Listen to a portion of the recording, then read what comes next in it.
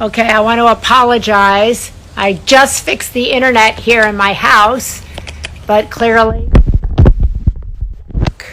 So I want to apologize that we froze there with Nadine Burke-Harris, who was wonderful. I hope, so I want to apologize for that. I don't know what happened. I'm not a technical wizard. It just froze. So I don't know if it froze Instagrams all over, but I know ours froze. So, but I hope that you all found Nadine Burke-Harris to be helpful. The resources that she's put together, I think, are really important. She's put a lifetime of service into putting those recommendations together. I read through them. So whether you have little kids at home, whether you're home alone, whether you have teenagers at home, all of the suggestions that are in the playbook are really helpful. So you can read through them, you can download them, you can forward them to a friend. She's the first Surgeon General that California has ever had, and she has a wealth of experience that she has brought to this moment. I have found that I've spoken to a lot of people on this Home Together series who have said, you know what, I trained for this moment. I am here for this moment.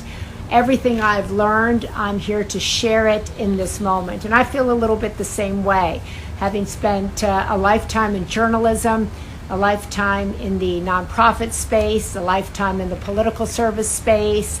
I feel that everything I've known I can share at this moment. So I hope that you found, I know many of you probably, many people were saying, who is this, who is this? Her name is Nadine Burke-Harris. She is the Surgeon General for California. She is a world-renowned pediatrician, a world-renowned stress and trauma doctor and expert. She has a great book. It's called The Deepest Well. It's something you can get at your local bookstore. You can get it on Amazon or any of another place where you can get books. And she is really an incredible resource, whether you have little kids or whether you're struggling with that inner kid in you. I think many of us are dealing with an inner child that's kind of running around inside of here. And that child needs to be calmed. That child needs to be hugged. We all need to do our best to care for the child in us. And that enables us to take care of the child, whether it's our own child, the child in our partner, our spouse, or anybody that we're working with, because the inner child is also bookshop.org, somebody just mentioned, is a great place to get books. It supports independent bookstores. Joni Williams, I look forward to seeing and hearing you each day. Thank you, Joni Williams. Thank you for bearing with whether we have audio challenges, whether we freeze, but thank you. Yes to the inner child, self-care first. Lisa JB20. I never learned about the inner child until I was way grown up. But I think many of us who are dealing with anxiety or stress in a moment like this, it's really the inner child running who was never calmed or never soothed. So if you have kids, soothing and nurturing and holding is way more important than homework. I know, maybe if you're a teacher, you're gonna like take my head off, but giving children the skills, the resilient skills to come out of this moment, to be calm, will serve them not only well for this moment, but throughout their life as they grow up to be grown-ups. Love when you share about the inner child and boundaries. Yes, I learned them both later in life, and which is why I want to share them with you. I've learned from many wise teachers about the importance of self-care, the importance of boundaries, the importance of honoring your feelings and being okay with how you feel, and not think, oh, well, at least I'm not so-and-so, or I'm not dealing with so-and-so, so what right do I have to say anything? You have the right to feel what you're feeling. You have the right to your experiences. But I also do know that whenever you're feeling like helpless or anxious, write a gratitude list, sit in silence for a couple minutes, find some way to be helpful to yourself or others. That has always, I found, to be the best way to manage your way through. So Yes, it says top broad send a calm, secure child back to school and they'll catch up. I love that. I taught school for 38 years, PFRG, and this broadcast was helpful. So thank you. I like to hear that. I like to hear that from teachers because I have a friend who worked with me for many years, Lindsay, who's a teacher, who says so often that kids come into school anxious and upset and they don't have the skills to calm themselves. And that's so often because the parent didn't learn the skills to calm themselves. Nobody taught us about soothing and safety. So you go looking for it in other places. But you have what you need within you to soothe, to self-soothe, to make yourself feel secure. And then once you have that, you can pass that on to a child.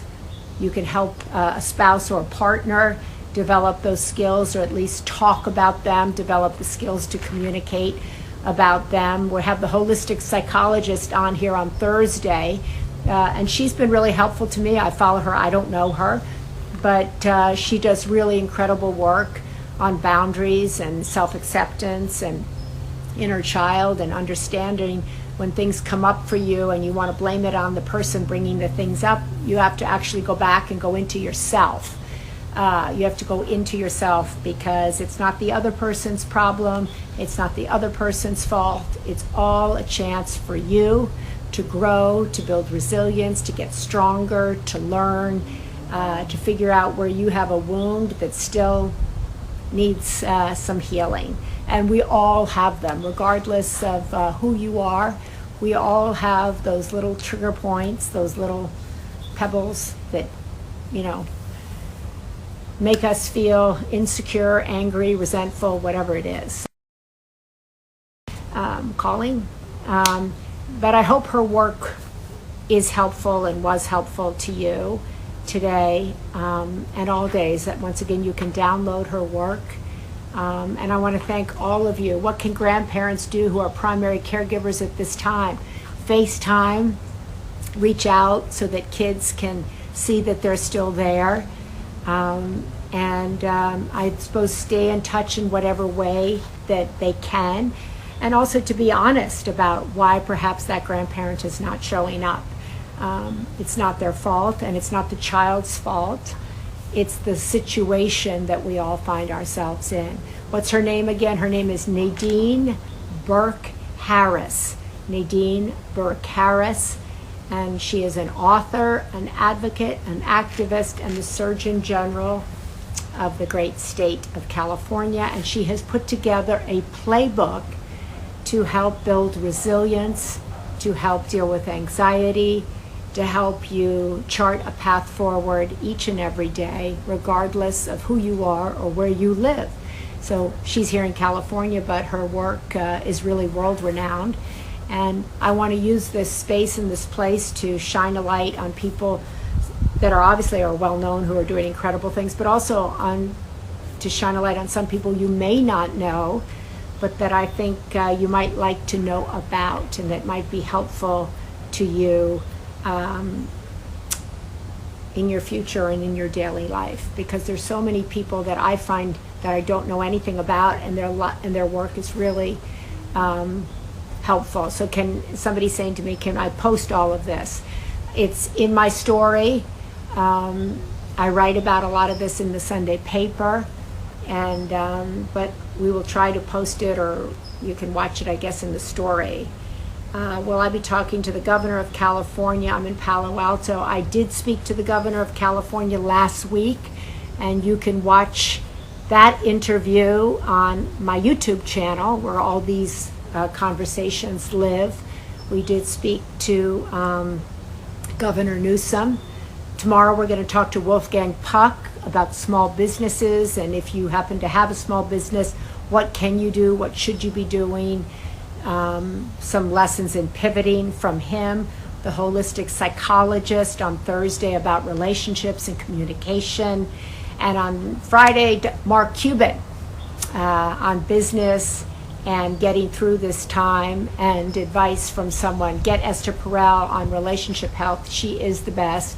That's a really good idea. So I really appreciate that idea. There's another Esther Perel. Yep, you're right. I'll reach out to Esther. I know her. And missing your handsome Patrick. Yeah, me too. But he said he has to try to get a job. So he's a struggling actor. He's an entrepreneur. And so he's doing an audition. If I knew how to work all of this, I would bring you in and spy on his audition, but he probably would not like that, so I won't do it. But anyway, I appreciate all of you who tune in here every day at 2 o'clock. I hope you tell your friends. Home Together is continuing as long as we're home together. So thank you so much. Thank you for listening to Dr. Nadine Burke-Harris and Alicia Ballard. Oh, my good friend Alicia Ballard is an extraordinary woman who is a great friend of mine, a huge friend of the women's Alzheimer's movement, who has put her money and her passion and her self really out in front, funding incredible research in the state of California and beyond, and supporting the work of the women's Alzheimer's movement. I just saw her handle come up, and so I just wanted to shout her out. She has been such a friend to the women's Alzheimer's movement. And one of the things, there's so many nonprofits like the women's Alzheimer's movement, like so many other who do such great work, who are really struggling at this time, really struggling because all of the much needed resources, and they should be going to doctors and nurses and Feeding America and masks, but all these other nonprofits who were working are really struggling. So if you have $5 and you believe in some of the work of other nonprofits, whether it's the Women's Alzheimer's Movement, which is funding research into women to understand how women age and women's brains, which seeks to educate women and their families about their increased risk to Alzheimer's. That's what it does. But there are so many great organizations, Special Olympics, Best Buddies, Save the Children. There are autism. There's so many great organizations out there, children's hospitals, that, deserve our attention. And if we have $5 or $10, that's great. So I want to remind you about the Sunday paper. If you don't get it, I hope you sign up for it. It's a free weekly newsletter that we do every week to inspire hearts and minds and move humanity forward. And maybe you'll also check out the Sunday paper Instagram account, which has a mission that is the same. Maria, the Maryknoll Sisters in New York need a lot of help right now. Very good. Thank you for letting me know that, Editor Christina. She's really great. I love her. I don't know her, but she really writes great questions. Brooks Mommy, St. Jude's, yes, they do incredible work.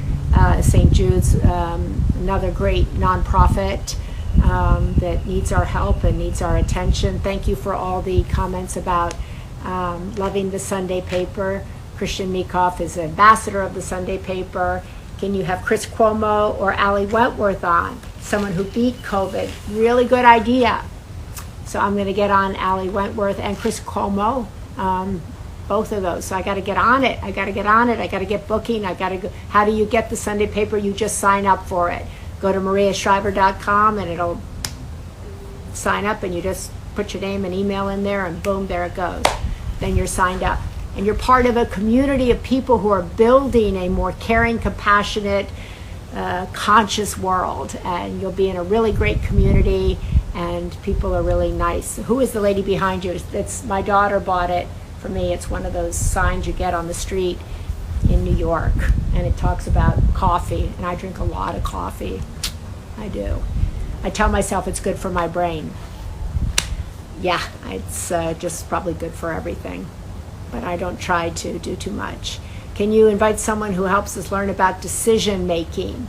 Another really good idea. Simon Sinek, my pal, he's really good on that. So I will get him as well.